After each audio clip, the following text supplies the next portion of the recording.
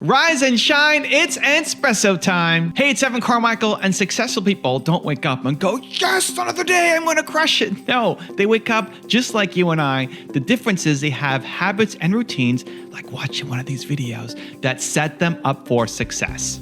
So let's start your day off right together. Grab your coffee, know that I believe in you. And in celebration of my recent one-on-one with Marie Forleo, enjoy this shot of Entspresso from our vault. I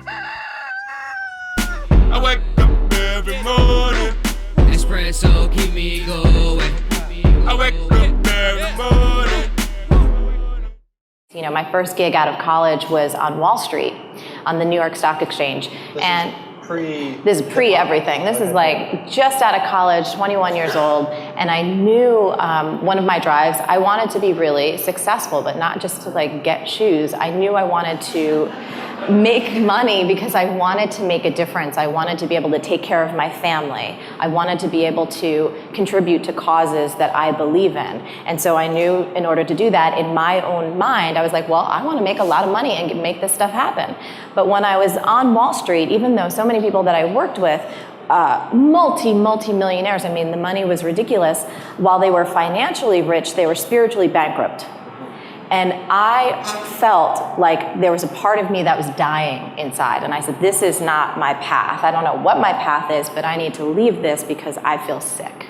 And so I think many people feel like that. You can find yourself in job and job and job, and you want to do great work in the world. You're giving it your best, but some little voice inside is saying, this isn't me. This isn't me. And I kept having that voice until finally I left the corporate world and started my own business. For those of you loyal viewers, you've known that when I was in high school, I thought I was going to be a banker. It was in my high school yearbook, and I had the opportunity to become a banker, earn $80,000, $100,000 starting salary at the company that I wanted to work at. And I said no to become an entrepreneur when I was making $300 a month because I didn't want to live with regret that I made the wrong decision. And it felt right.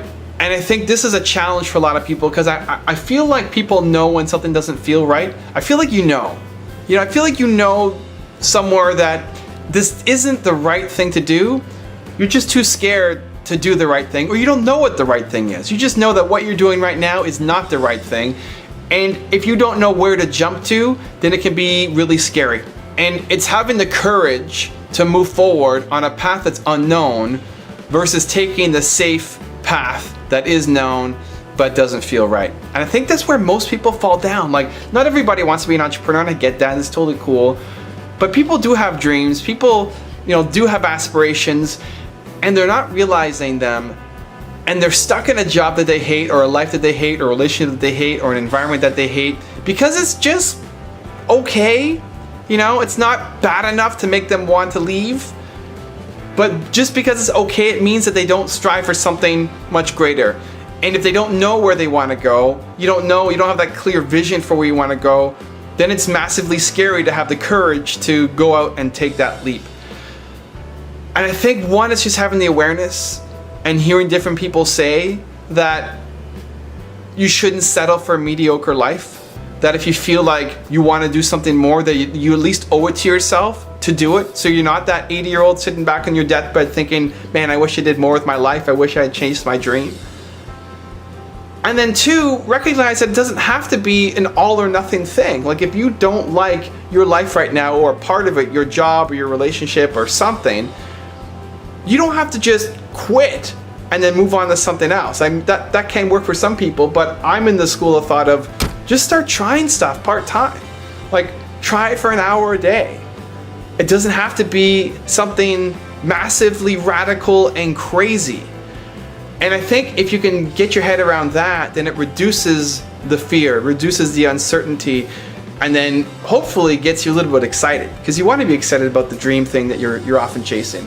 And so I would echo the point that if you are not happy with something in your life, I kind of try to live by this. If I'm not happy with something for too long, my schedule, my work environment, something, if I'm not excited, not even not happy, if I'm not excited by something for too many days in a row, then something has to change.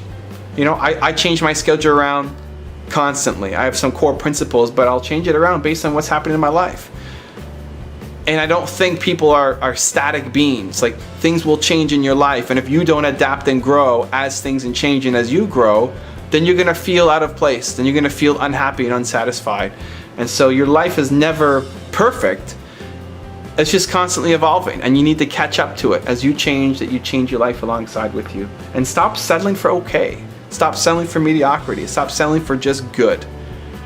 If you're not happy with something in your life, accept responsibility and start making some changes. Doesn't have to be all in. Just start right now. It's time for the good deed of the day. This is something new. I believe that you're built to serve, and it feels so good to do something nice for somebody else. So good deed of the day, put down in the comments one thing that you need help with, that you're working on, that you'd love some support or guidance on. And then 2, go comment on somebody else's comment and give them some love, give them some support, give them some encouragement, maybe give them some connections, try to help them solve that problem. Even if it's saying, I believe in you. That one little bit of encouragement can be the difference between somebody quitting and continuing on. So the good deed of the day, in the comments below, write down one thing that you need help on, that you're struggling with, that you're working on. And then part 2 is go give love to somebody else in the comments too, and let them know that you believe in them as well. If you want to see the last one-on-one I did with the amazing Marie Forleo, check it out right there next to me. I think you'll love it. Continue to believe, and I'll see you there. Most of us exist in this space of endless comparison, the compare and despair, right? So we have either these idealized versions of ourselves